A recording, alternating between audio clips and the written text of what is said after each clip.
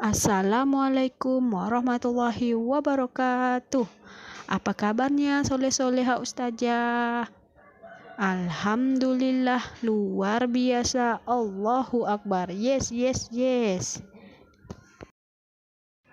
Hari ini kita masuk ke tema 1, subtema 3, pembelajaran 1, 2, dan 3. Tetapi sebelum memulai pembelajaran, marilah kita berdoa bersama-sama. Berdoanya di dalam hati saja. Berdoa dimulai.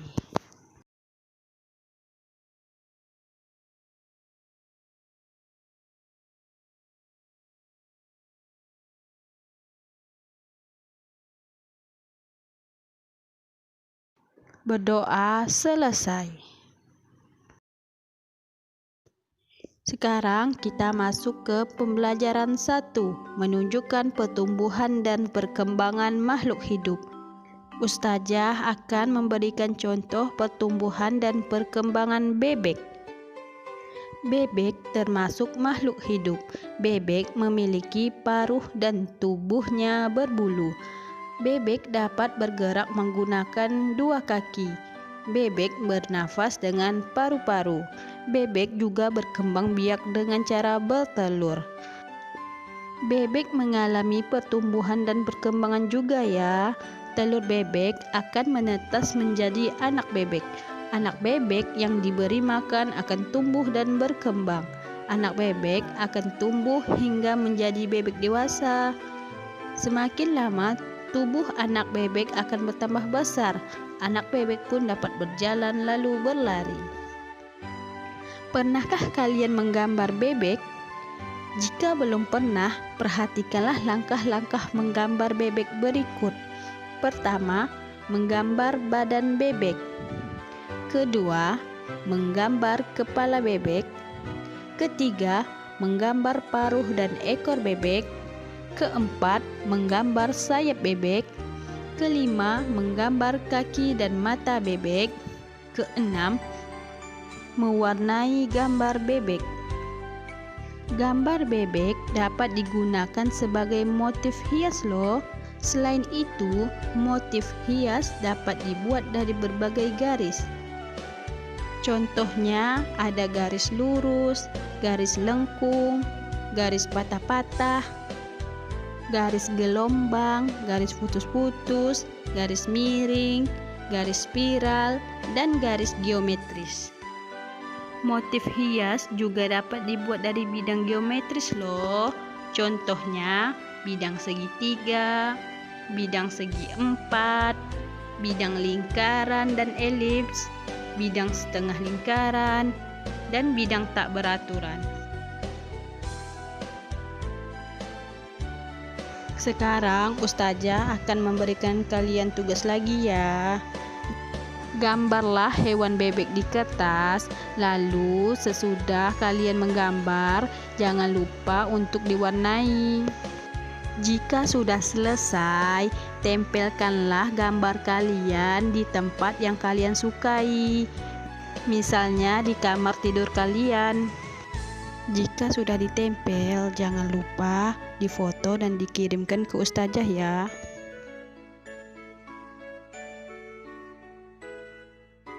Sekarang kita masuk ke pembelajaran 2. Permainan lompat tali. Tahukah kalian permainan lompat tali sama dengan lompatan kuda? Perhatikanlah gambar kuda yang berlari dan melompat berikut ini. Kuda memiliki ciri-ciri sama dengan kucing. Kuda termasuk hewan yang berkembang biak dengan cara melahirkan. Kulit kuda juga ditumbuhi rambut. Anak kuda mengalami pertumbuhan sehingga menjadi kuda dewasa. Kuda memiliki badan dan tenaga yang sangat kuat. Kemampuan kuda dalam berlari pun sangat baik. Dapatkah kamu berlari dan melompat seperti kuda? Siapkanlah tali sebagai pengganti papan lompatan. Beri tanda permulaan berlari dan melompat. Pilihlah 2 orang yang bertugas memegang tali. Cobalah berlari dan melompat. Tinggi tali dapat ditambah sampai batas yang dapat kamu lompati. Sampai batas manakah kamu dapat melompat? Apakah kamu dapat memperhatikan bahwa kemampuan setiap orang berbeda-beda loh? Setiap orang mempunyai kemampuan yang berbeda-beda. Ada juga yang dapat melompat setinggi pinggang dan ada juga yang belum bisa melompat.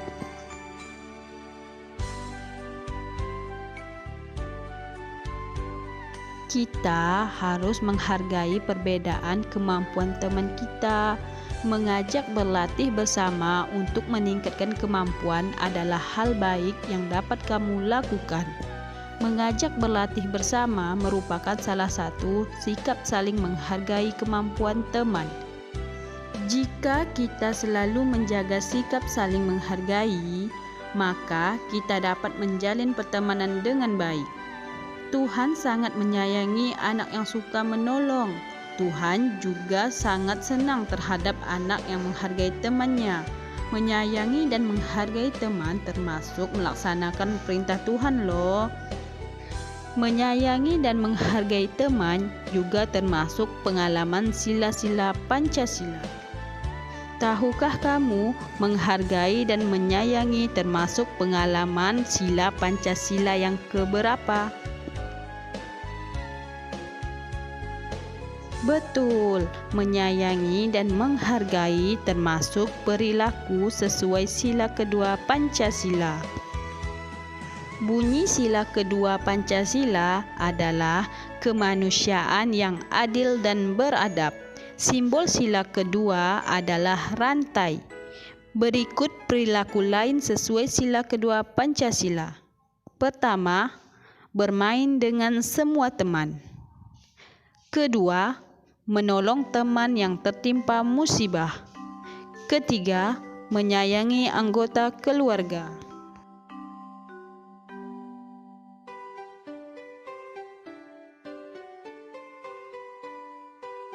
Sekarang kita masuk ke pembelajaran 3, mengidentifikasi unsur-unsur gambar serta ciri-ciri hewan. Perhatikanlah gambar berikut. Pertama, gambar penyu. Kedua, ikan.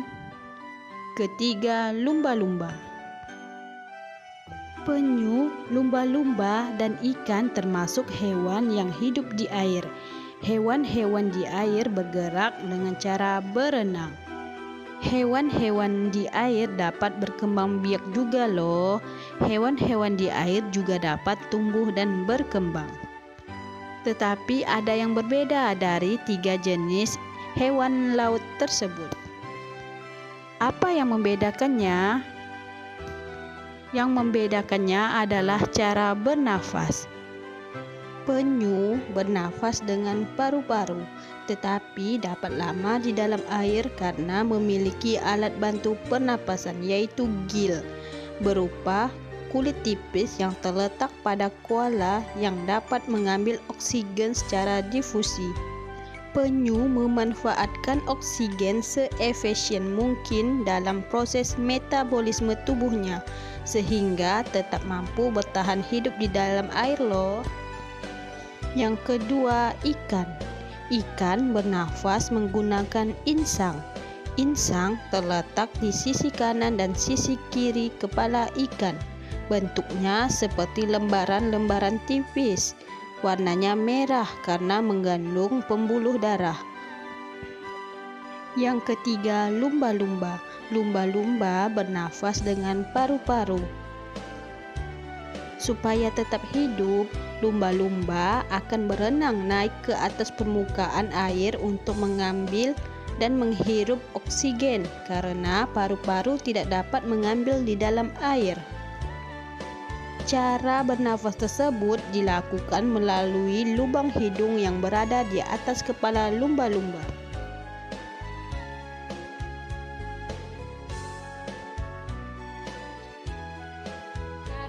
Kita masuk ke pembelajaran matematika tentang perkalian susun pendek. Perkalian adalah penjumlahan berulang. Contohnya adalah 142 kita kalikan 3. Pertama-tama kita kalikan dulu satuan. 2 dikali 3 artinya 2 ditambah 2 ditambah 2 sama dengan 6. Kita tulis angka 6 di sini. Selanjutnya kita kalikan puluhan. 4 dikali 3 artinya 4 ditambah 4 ditambah 4 sama dengan 12. Oleh karena 12 memiliki 2 angka, jadi kita tulis 2-nya saja dan 1-nya kita simpan. Selanjutnya angka ratusan. 1 dikali 3 sama dengan 3 dan ditambah 1 sama dengan 4. Jadi 142 dikali 3 adalah 426.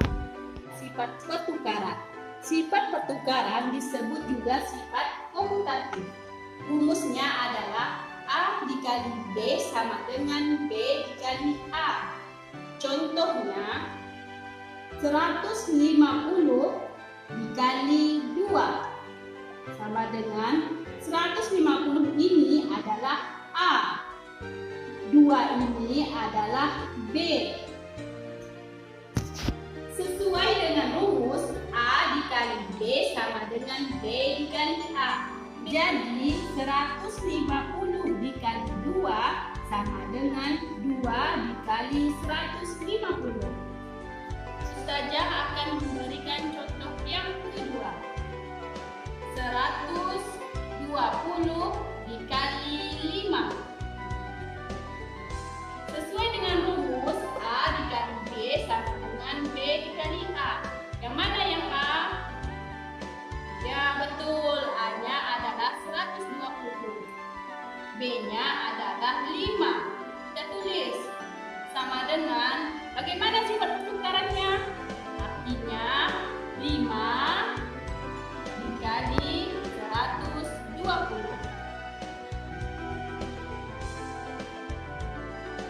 Sekian video pembelajaran dari Ustazah. Mudah-mudahan kalian mengerti dengan penjelasan Ustazah tadi ya. Mohon maaf jika ada salah kata. Wassalamualaikum warahmatullahi wabarakatuh.